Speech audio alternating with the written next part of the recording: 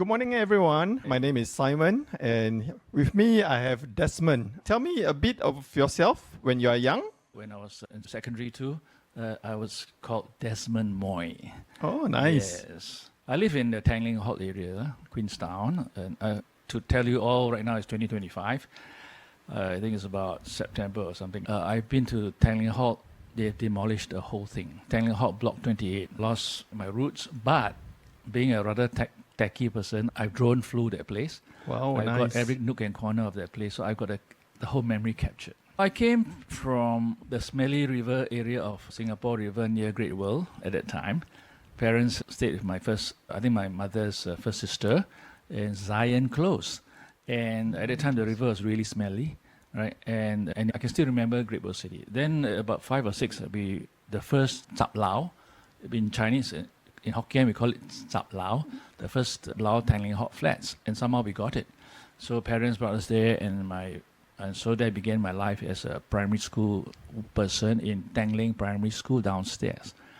And as a little boy, I was unfettered. Is that the word to use? Unfettered? Uncontrolled. Oh, okay. There was brother, me, sister, a lot in one tiny house, very poor.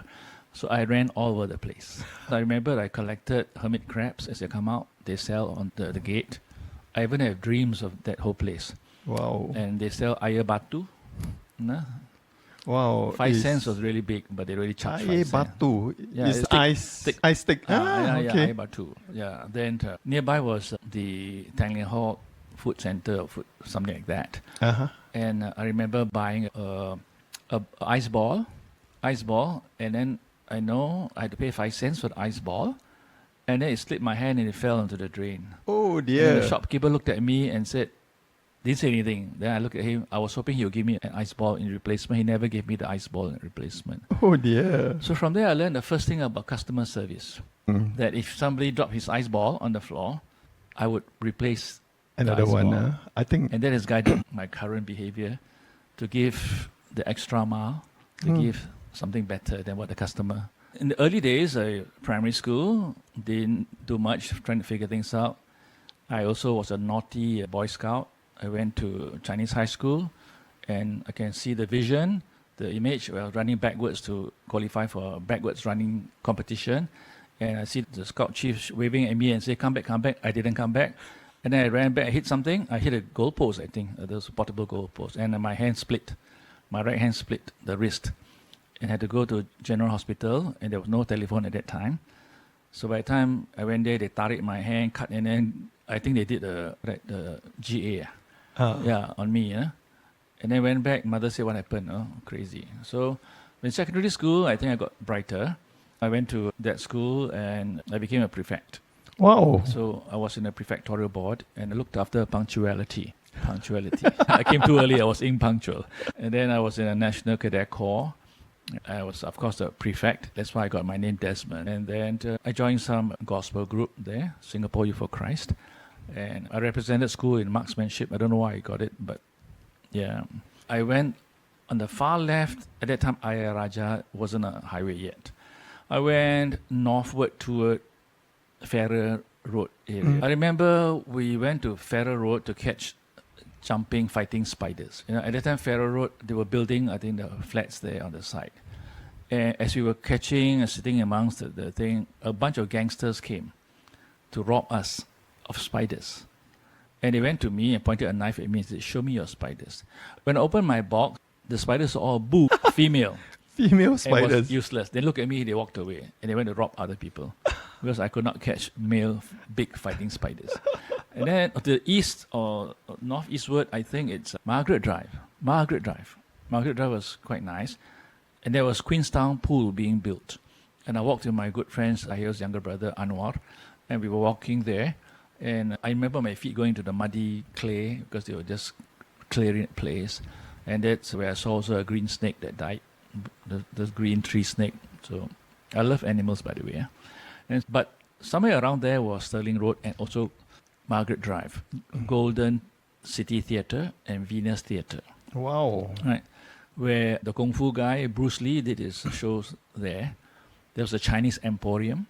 And then beyond that was Queenstown Library. Wow. Yes. This Lumina Vitae episode is brought to you by the Bloom Fund, managed by TRCL. The Bloom Fund is an intergenerational initiative dedicated to bridging generations and fostering meaningful connections between seniors and younger communities. By promoting shared experiences and mutual understanding, the fund aims to reduce social isolation, cultivate empathy, and build a more inclusive and compassionate society.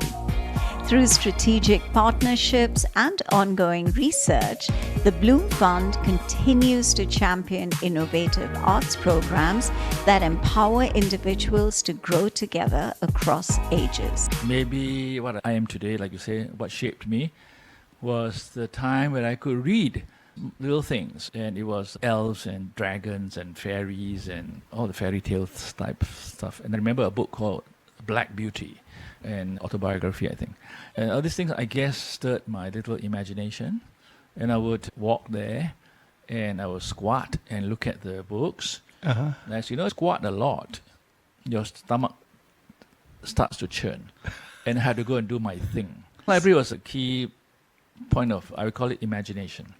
And I think that's one of the mission statements of library today. Imagination, don't know what creativity is. Yeah, reimagine. That should be the correct theme. When you go to a library, no longer is a place where you just walk in and see books. It's where your mind grows. And where you suddenly realize I can use the word and images to create, to begin something in our heart.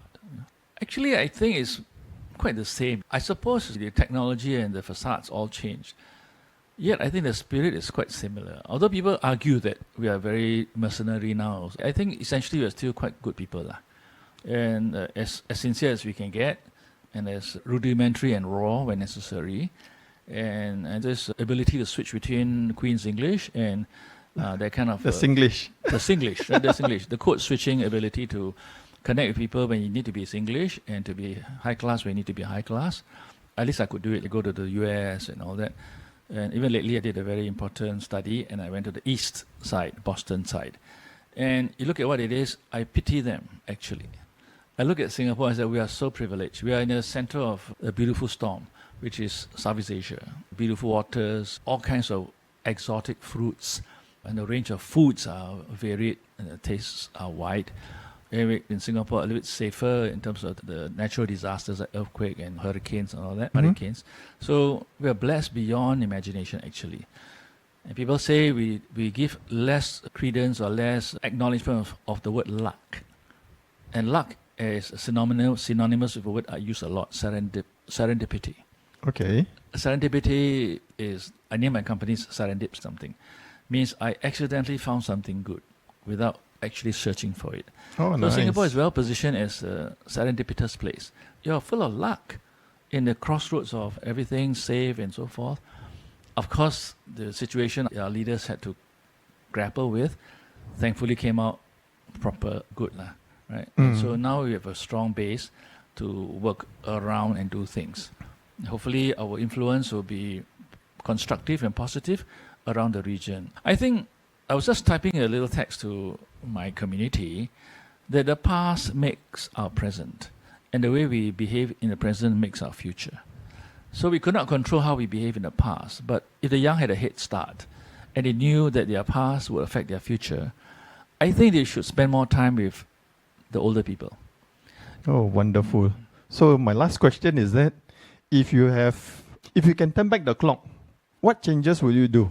Dangerous question. If I could turn back the clock, in general terms, I would say I wish I didn't do all the wrong things.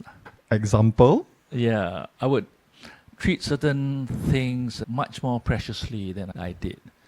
And even now, if I try to recover, some cannot be recovered. The only chance you have is to learn from it, and maybe for the today things that you can avoid, do avoid. So I put a lot of value in the past. People say don't think about the past. I think you should think about the past. You should always think about the past.